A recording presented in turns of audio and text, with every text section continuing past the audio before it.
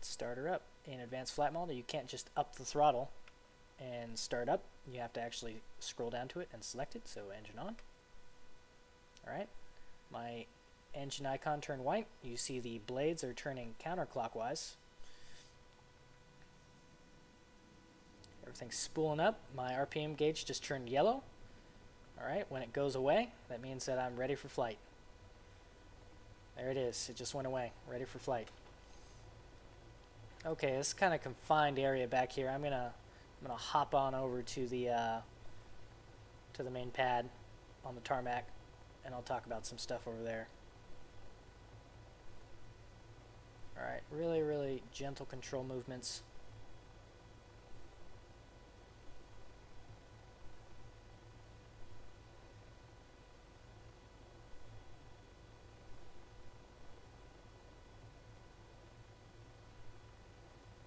There we go. There's the helipad I'm looking for.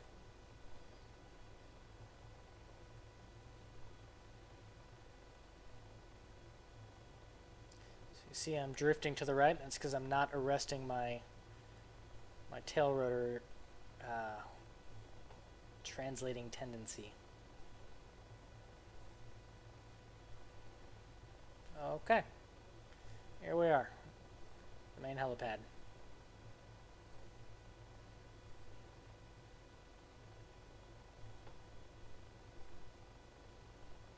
Point you at some eye candy over there. People waiting in line to get out of Tanoa, huh? Ah, you like that little Taru over there? I got the V44 back here. And I might be getting the Orca later to show its flight characteristics because they are opposite of the Hummingbird. The main rotor rotates in a different direction. Okay. So, first thing I'm going to demonstrate is translating tendency, the tendency of the tail rotor to push you sideways. Alright, notice the attitude indicator in the middle of the bottom gauge cluster. Alright, right now it's level. When I come into a hover, actually I'm going to use auto hover just to make it easier so it's not dancing around so much. When I come into a hover, I'm going to keep it level. If it's level, I will drift to the right, without fail. Auto hover's on, we're coming up. Okay, we'll set about 45% power there. Okay, wings are level, right? And here I go, drifting to the right. Notice on the vertical speed indicator, you can see the dot is orange in the middle, which means I have auto hover on, but there's a white dot which is floating around, and that is just showing which direction I'm drifting from that perfect hover. Alright, and I'm drifting to the right. Notice that I'm not tilted to the right. You can reference the attitude indicator, right? You can even see it there. Actually, a little tilted to the left. Right there. And I just continue to drift, right? That is translating tendency. To counteract translating tendency, it requires left cyclic. Left cyclic. Alright? It's going to be left skid low condition, alright? So there.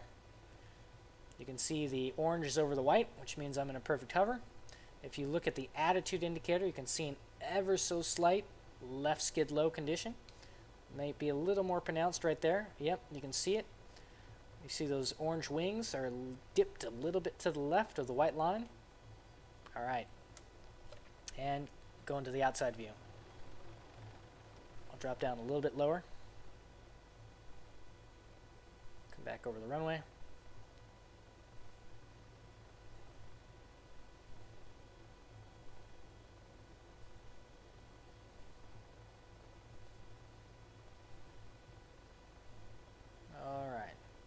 Autohover's coming back on, so I don't have to toy with it.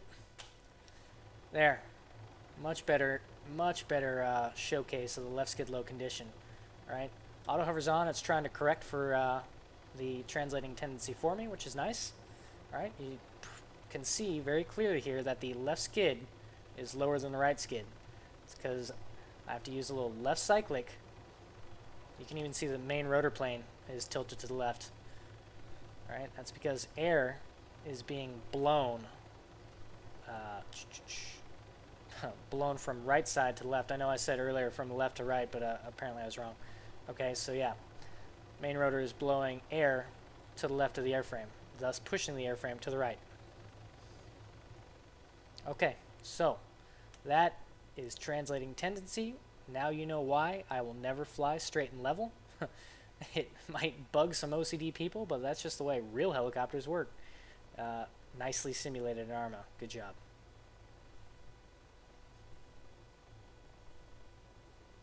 Alright, something to note is that in coaxial and tandem rotor designs, this is not a condition. Alright, this Taru will hover perfectly straight and level. Alright, and that's because you have the tandem rotating blades. Alright, if we come up a little bit, you can see the leading edge of the upper blades is opposite the leading edge of the lower blades. Alright, that's because they rotate in different directions. So I will demonstrate that later on, just to prove points. Okay, next thing up on my to-do list of things to talk about. Translational lift, not to be confused with translating tendency. Translational lift, all right, is the tendency for the aircraft to gain more lift as it gains airspeed. All right. Okay, so I'm going to come into a low ground effect hover. All right, ground effect is another thing I'll talk about here in a second. I probably should have talked about it first. Low ground effect hover. You can see my throttle's coming up on the vertical speed indicator. That white bar is coming up. There. I just lifted off. Okay, so low hover. All right. From now on, I'm not going to touch my collective. I'm not going to touch it. My hand is totally free of my joystick. The only thing I'm using to control the helicopter is my right hand on the joystick itself. Now watch, as I gain forward airspeed, okay, I will slowly, but ever so surely, start to gain altitude. Alright, we started at what, like 1 or 2 meters? Okay, now we're up to 3 as we gain airspeed. There, 6, 7. I'll just keep going up and up. It's not a very, very fast ascent rate, but nonetheless, it's there. Okay, you can reference the white bar on the vertical speed indicator. If you rewind, you will see that I have not touched it at all since I took off. All right, now we're getting up towards almost 100 meters here. We got what, 30 more to go. So that is translational lift. As you increase airspeed, the flying surfaces, in this case the main rotor, becomes more effective and generates more lift. All right, circling back to the airport here.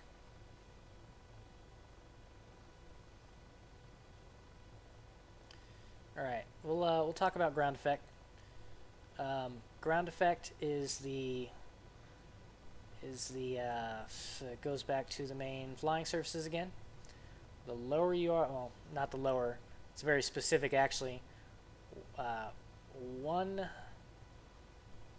your wing length from the ground. So in this case, half of a rotor diameter. Okay, so the length of one main rotor blade. Remember that the main rotor blades stick out from the center, so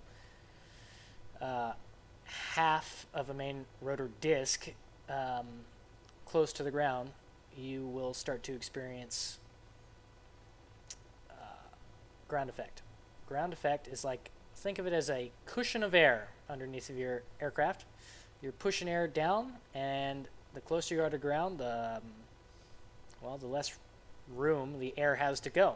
So if you get close enough to the ground, you're pretty much just pushing a giant cloud of air down to the ground, and it can't get out from underneath of you quick enough. So what it's doing, for lack of a better term, it's creating like a back pressure almost, if you will, and helping your lifting surfaces be more efficient. You know, it takes less power to hold a hover in ground effect.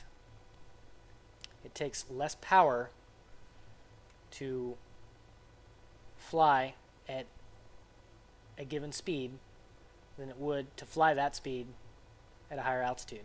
You can fly faster lower to the ground, right? Really low to the ground. Yeah, lower the better. All right. So keep that in mind. I'll demonstrate it here. All right. Watch my power indicator. All right.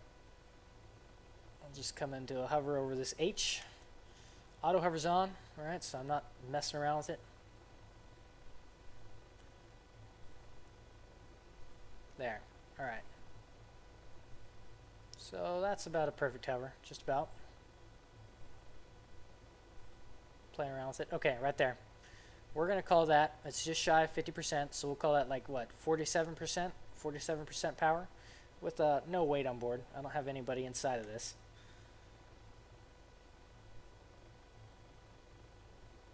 All right, now we'll descend down to the ground.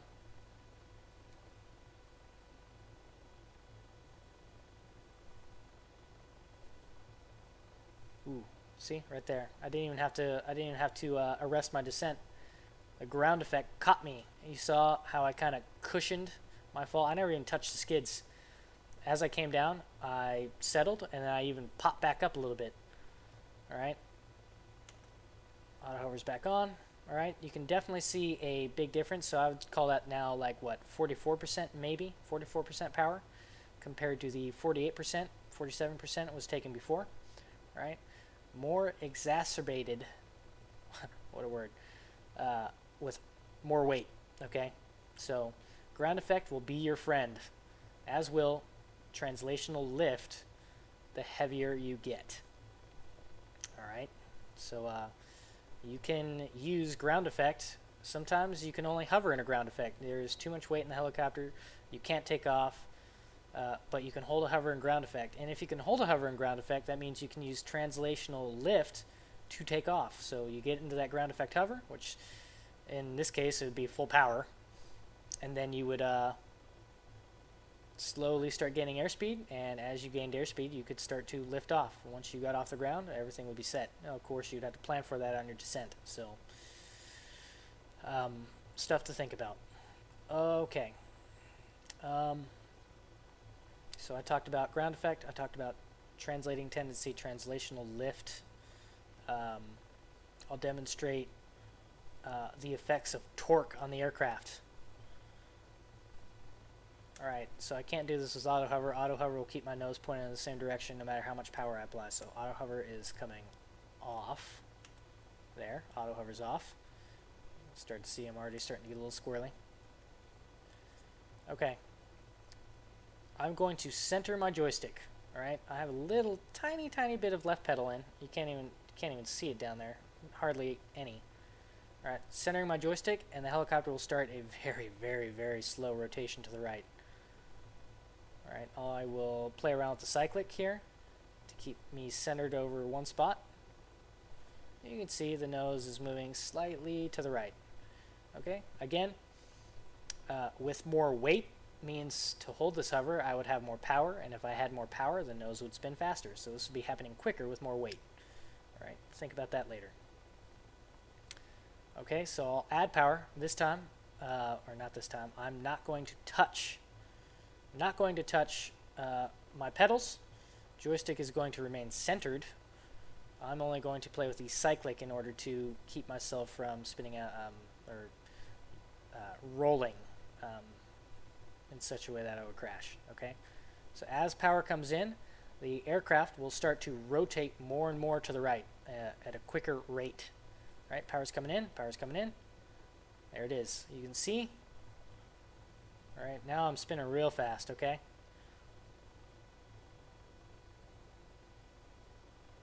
All right. Pedals are still centered, right? Now, power is going to come back to 50% to balance out the forces. I haven't touched my pedals, so you can control your yaw with power. Think about that. All right. Haven't touched my pedals. Haven't touched my pedals. I'm in a hover right now. Well, and a slow descent with a very, very slow right yaw. When the aircraft rotates left or right, that is referred to as yaw. Okay, I'll call it rotation, I'll call it yaw. Just know that's what I'm talking about. Alright, so I have a slow yaw to the right. If I lower my power even further, of course my descent will increase, but also my rotation will decrease. Okay, there. That's kind of the balanced force right there, but you now have an unsustainable descent. There's no way I could land like this fast. But you see here, a little over 25% power, maybe 30% power. Torque forces are balanced, right? And the forces change as you have airspeed. So with forward airspeed, the more power you can have on and have balanced forces. So I'll fly down the runway, bring it on back.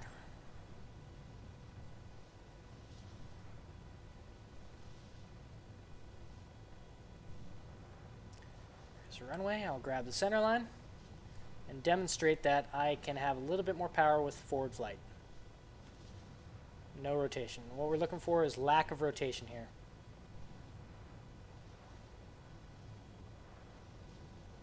There. Pedals are centered. I'm not touching my pedals, but I'm in forward flight, and I have almost 50% power now. Just shy of 50%. Okay? So, as you get more airspeed, you can have more power for balanced flight. Alright? Makes it very easy to fly in some situations. The reason that is because, how do I put this? Imagine a curve on a graph. On one axis of the graph, you have aerodynamic forces. On the other axis of the graph, you have physical, mechanical forces, torque. You have torque on one axis of the graph. As airspeed increases, the point at which the torque meets that airspeed on the graph is higher than if you have low airspeed. I kind of screwed that analogy up, but if you think about it, you get it, okay? I promise you. The more aerodynamic forces acting on the body of the aircraft and the flying surfaces, like those little tiny vertical stabilizers, okay? Those guys in back, the one right behind the tail rotor, that's the vertical stabilizer. You have a horizontal stabilizer, which is the one that is flat, looking up at us. There's little two wings right there in the tail boom. Attached to that is two more vertical stabilizers. All right, they're vertical; they go straight up and down, and then you got the horizontal because it goes horizontal. All right, those actually help the aircraft fly straight. And when you lose your tail rotor, right, those are going to be your best friends. Not much surface area back there, so they're not going to help very much. All right. So, and then when you descend,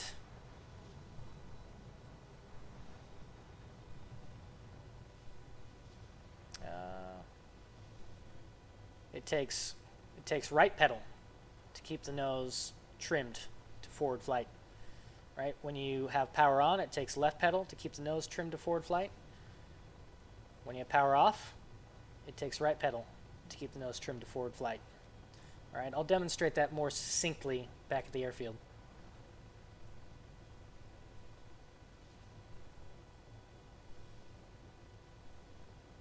I'm in Vietnam. Pew pew pew pew. All right, so I kind of just got done. Well, I'm in the middle of talking to you about control forces, torque. All right, big thing with flying helicopters. Like I said before, everything needs to be smooth, very smooth. You can do it quick, but you have to do it smooth. All right. Another huge caveat to flying a helicopter is, well, flying a helicopter in advanced flight model in ARMA, just as you would in real life, you have to anticipate what it's going to do. Now, as per our discussion, you know that when you add power, the nose swings to the right, and when you decrease power, nose swings to the left. There it is. Pedals are centered that whole time. All right. So, as I fly down the runway and make power changes, I will anticipate those power changes and add the corresponding pedal movement to counteract said power changes, right? The goal being to keep the nose pointed down the runway the entire time. All right. Power's coming in. Power's all the way up. Okay, lots of left pedal. Power's coming out. All right, I'm using right pedal now. Right, whereas before I was using left pedal, now I'm using right pedal, and power's coming in. Adding left pedal, and oh, there it is. And power's coming out. I will take out right pedal, taking it out, taking it out, taking it out, taking it out. Okay.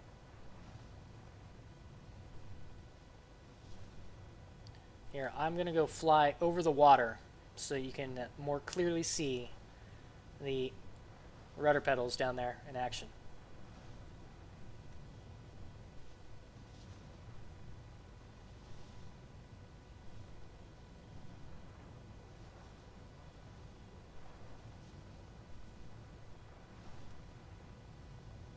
Okay, and if you haven't figured out, that little V in the middle of the screen shows where your nose is going. And that little bug out there, the little circle, I call it a bug, floats around and it shows you where your flight path is taking. It's kind of like the heads-up display in a fighter cockpit. Okay, so now I'll keep my head pointed down. You'll be able to watch my pedals as I make power changes. All right, so I'm using a little right pedal. Power's coming in, power's coming in. Okay, left pedal, left pedal. Full power. Full power. All right. Oh, geez, I just noticed my gauge cluster's getting in the way. Okay, so you can see clearly I'm using left pedal right there. All right. Power's coming out. Okay, and you can see right pedal.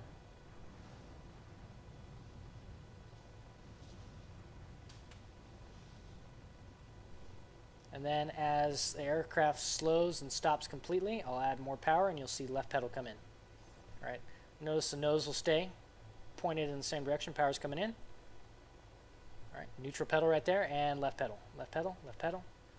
All right. And I'm holding a little left pedal to maintain my heading. All right. So you can even see it right there. Just a slight deflection. Back to the airport.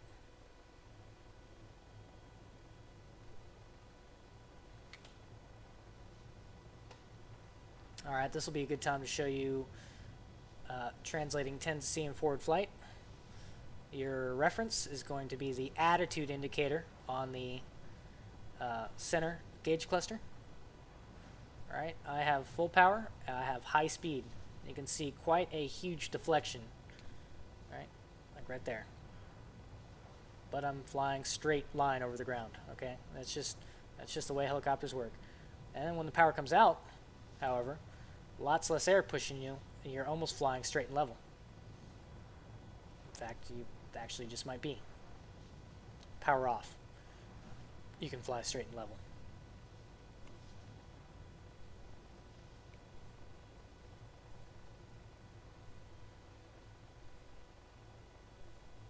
Okay.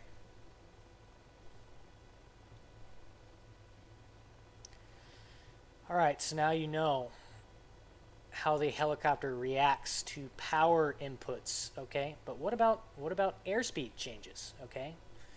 When you change airspeed, that will require different levels of deflection on your cyclic, all right?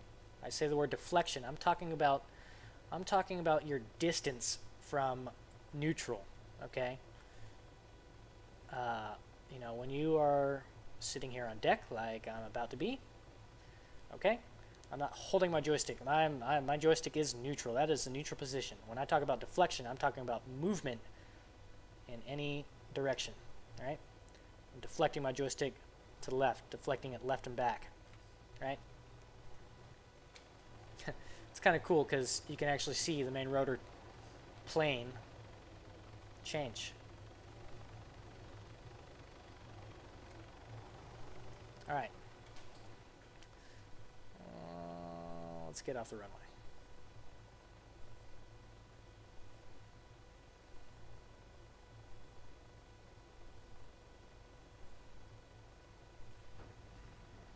Scraping the skids, that's okay. That's okay. There.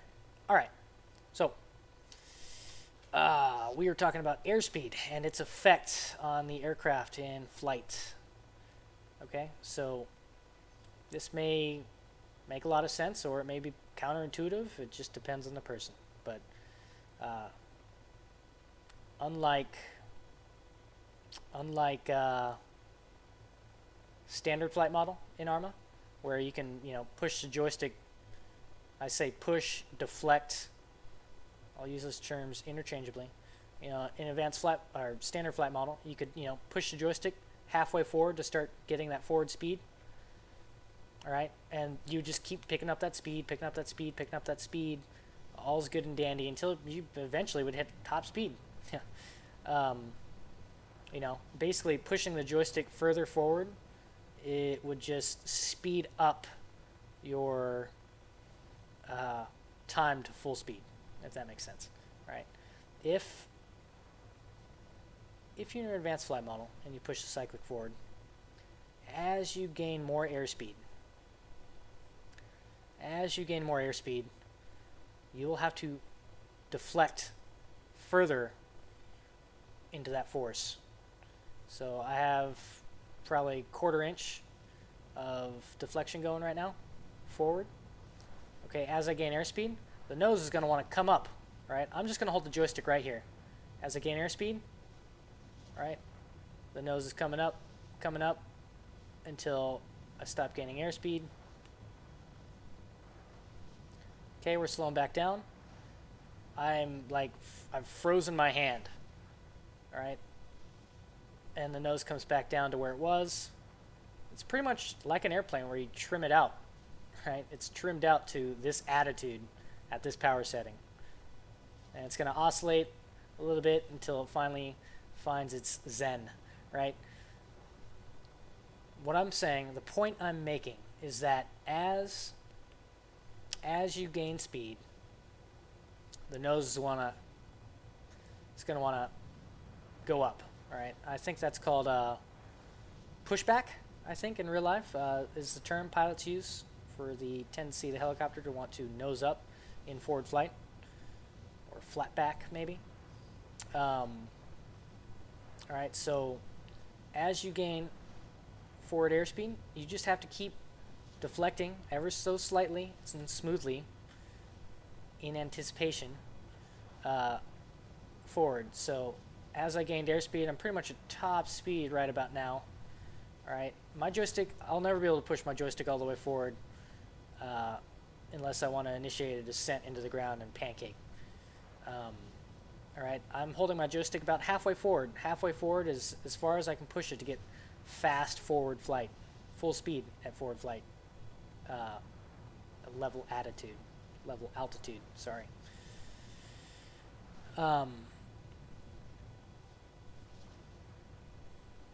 Same goes for any control input in any direction.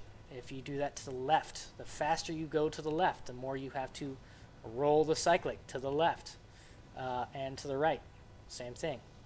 All right, I'm going to try and demonstrate this again, but I'm going to keep my head down. As I fly, I'm going to be referencing my attitude indicator and my vertical speed indicator to make sure that I'm not going to hit the ground, because it's kind of jacked up not to be looking where you're flying. I know that up ahead is clear. So I'm going to go power on. Oh, this is awkward. Awkward. Bad demonstration. Sorry. There's no way for me to do it.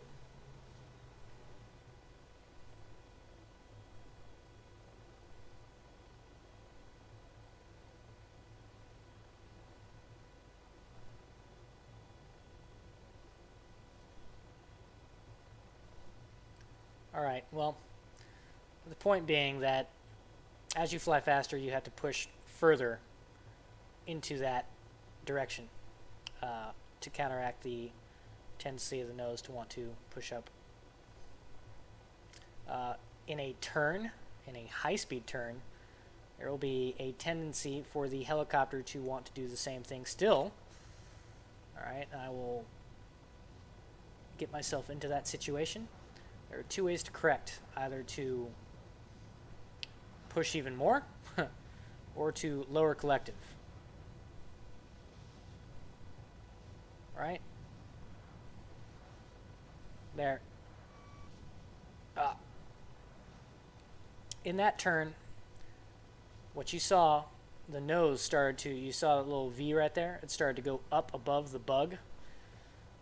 I was holding my joystick in the same spot the whole time in that turn. Not the whole time, but you know, I made it to a certain point and I stopped deflecting my joystick further.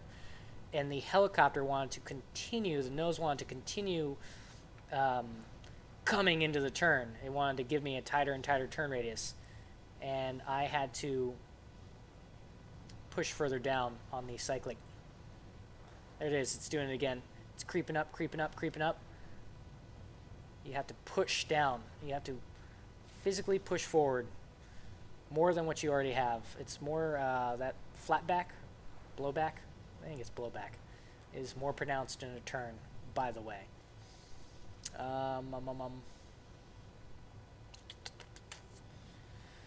Okay, main rotor head, speed. One of the most important things about flying an advanced flight model is maintaining a good speed on your main rotor. Alright, this becomes increasingly difficult the more weight you add. Okay, the more weight you add, the shallower your rolls have to be in your banks. Right? I'm talking about banking, I'm talking about, you know, coordinated turn about a point. And this is banking right here. Right? You can roll to the left or the right without turning, all right? That's rolling right there, rolling. Rolling right, rolling left, all right? To bank, you have to roll in the direction, all right? So you roll right to initiate a right bank. Banking is the act of flying coordinated through a turn. Flying coordinated through a turn is, in this case, keeping that bug directly above the V, indicating where my nose is, right? You can also see in the vertical speed indicator. If you look at the vertical speed indicator, you see that dot is perfectly aligned, more or less, with the vertical line of the cross. That means that I'm flying in a coordinated fashion, right? This little nose left of my flight direction is not coordinated. This is out of trim, all right? Out of trim. In trim, right? This is an in-trim turn. I am coordinating my turn. I'm trimmed out. I'm good to go, right? This is how you fly most efficiently, right? Coming back the other way, this is not an efficient turn. This will kill airspeed. This will kill altitude. And sometimes that's exactly what you want if you're doing a quick stop. Many of you recognize this flight profile from doing quick landings in the AO and King of the Hill, and that was a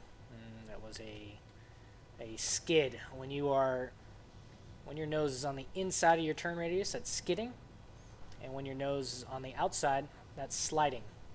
Right, so this is sliding uncoordinated on the outside of my turn, skidding on the inside of my turn. All right, you hear that tone? That tone was my rotor speed indicator. All right, and if you caught it, you would have saw up in the top left, it dipped into the yellow and the RPM gauge up there. All right, And you could hear it too. And the corrective action for that is to always lower the collective, which if you rewind, you'll see I did almost immediately. As soon as I started to hear myself droop, I lowered the collective, and then you heard the rotor speed up. It sped up to much faster than its natural rotational rate. That's this sound right here.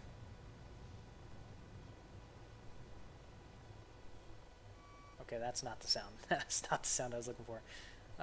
Bad demonstration. I wasn't able to do it. Anyway. What else?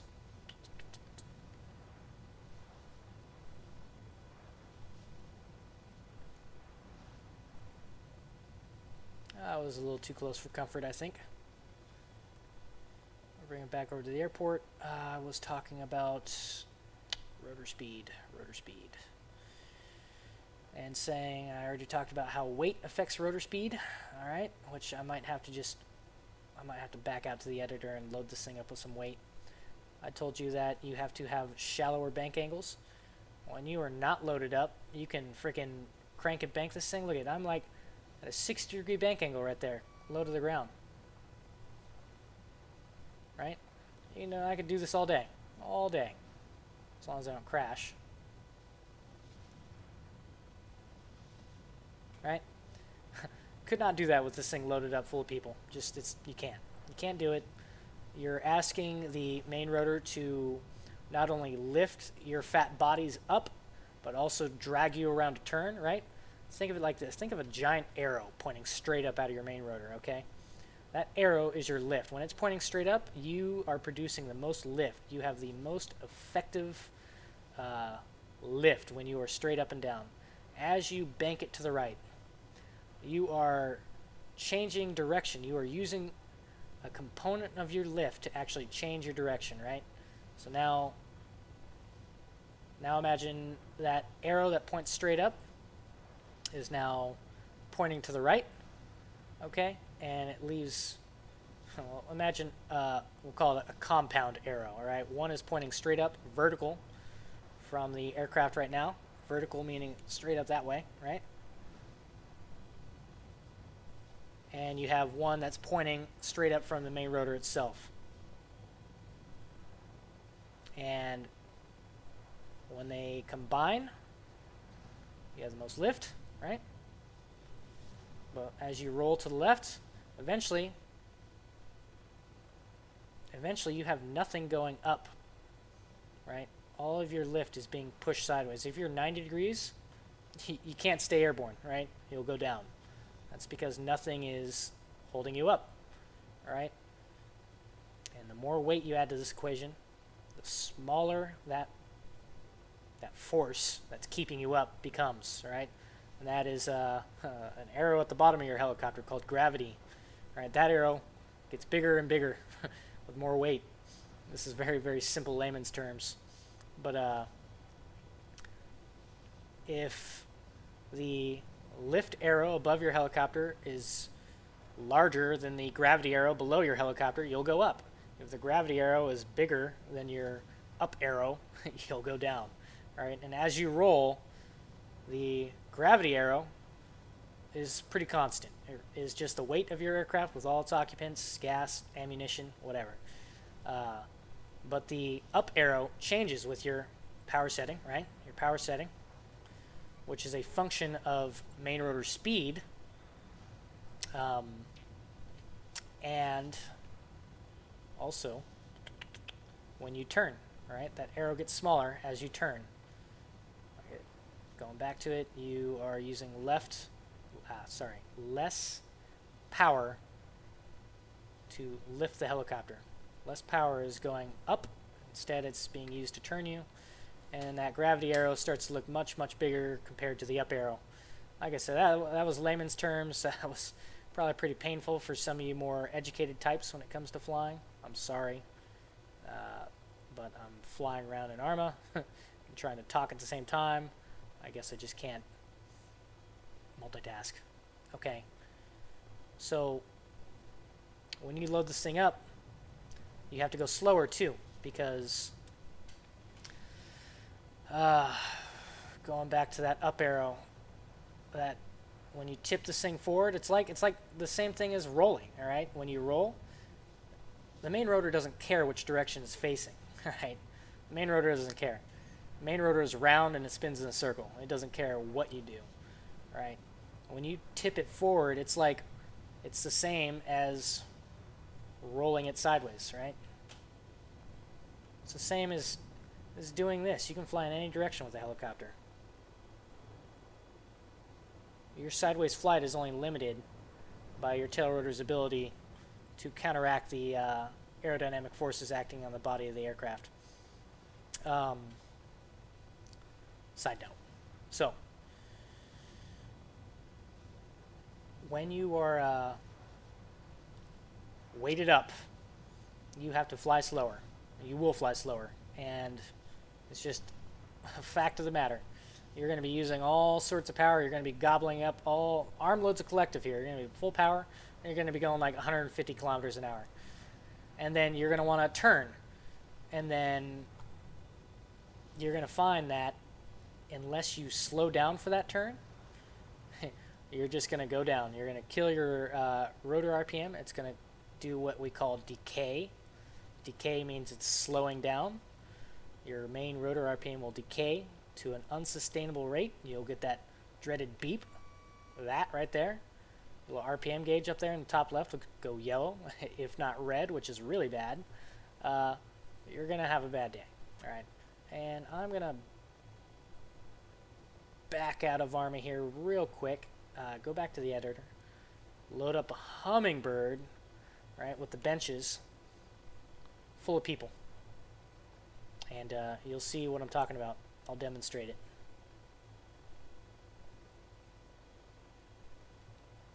After I land this thing. Actually, since we're bringing out the Hummingbird, I'll go park it over here where it belongs.